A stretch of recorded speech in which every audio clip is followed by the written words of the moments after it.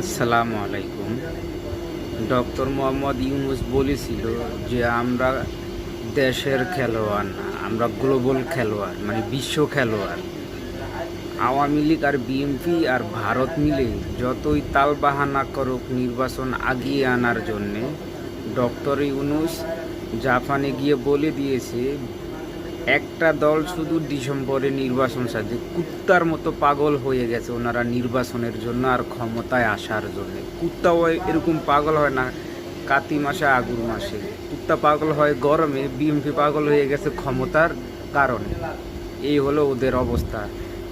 ছাগলের 500 নম্বর বাচ্চার মতো খালি ফালফারে ক্ষমতার জন্য বিএনপি আর ওর লেসপেন্সারগুলা।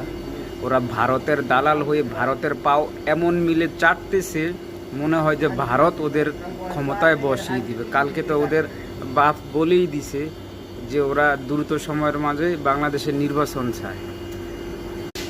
তো বিএনপির আর বলতে হবে না, ওদের বাপ ভারত বলে দিয়েছে। তোরা এবার একটু মুখে কষ্টিপ লাগা যে নির্বাচন করতে করতে তোদের গলা শুকিয়ে গেছে, একটু কষ্টিপ লাগিয়ে অন্তত গলাটা ভিজা। কারণ এখন তো তোদের হয়ে তোদের বাপ মাঠে নামছে, ভারত তোদের বাপ মাঠে নামছে। তো এখন তোরা একটু গলাটা ভিজা, মুখে কষ্টিপ মার। আর আমরাও দেখি যে ডক্টর ইউনূস কীভাবে ডিসেম্বরে নির্বাচন দেয়, আমরাও রেমিটেন্স বন্ধ করে দিব। তখন তোদের গলা আর মুখ দুটোটাই কাটা পড়বে।